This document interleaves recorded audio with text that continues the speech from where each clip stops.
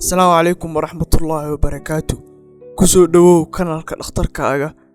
Muuqaalkan waxaan ku ogaan doonaa 5 calaamadood oo muujinayso in aadan cabin biyo kugu filan. Dhamayso muuqaalkan si aad u ogaatid calaamadahan fariinta kaaga sida jirkaaga.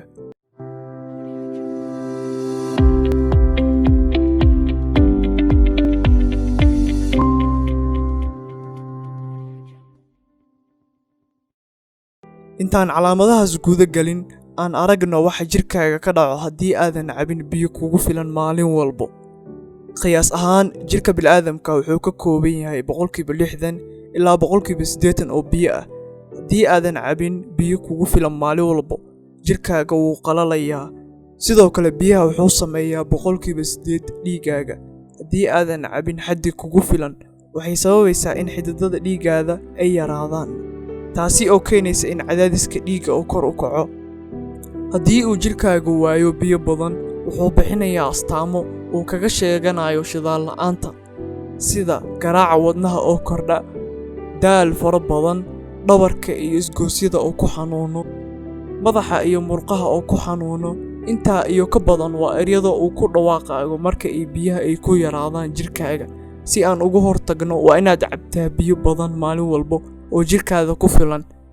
Aan u nimaano 5 calaamadood oo muujinayso ama ku cadeynayso inaadan cabin biyo kugu filan. Number 1, maqaarkaaga oo qalala.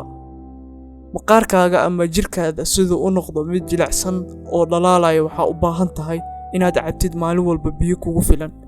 Haddaba, haddii aad isku aragtid maqaarkaaga oo qalala, waxay cadeyn u tahay inuu jirkaaga lumiyay biyo badan, aadna u baahan tahay inaad kordhisid biyaha aad cabi lahayd maalin walba. Number 2, afkaaga oo qalala.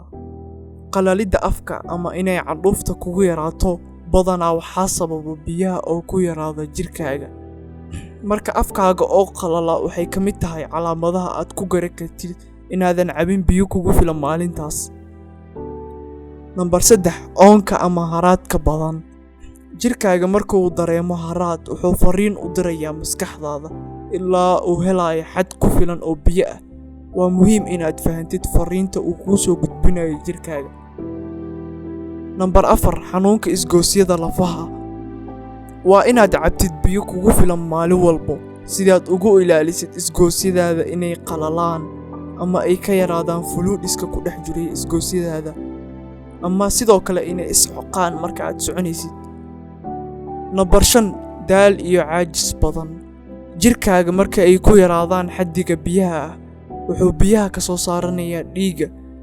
Dhiiggana marka ay ka baxaan xaddi badan oo biyo ah, wuxuu yaraynayaa oksijiinta loo diri lahaa xubnaha kala duwan oo jirkaaga ah. Marka haddii ay yaraato oksijiinta loo diri lahaa xubnaha kala duwan ee jirkaaga, waxay sababaysaa inaad dareentid caajis iyo daal fara badan. Haddaba, haddii aad isku aragtid calaamadahan, waa inaad kordhisaa biyaha aad cabi jirtay maalin walba oo aad cabtaa biyo aad u badan. Fadlan ku soo biir kanaalka si aad ula socotid talooyin muhiim u ah caafimaadkaaga. Asalaamu calaykum waraxmatullaahi wabarakaatu.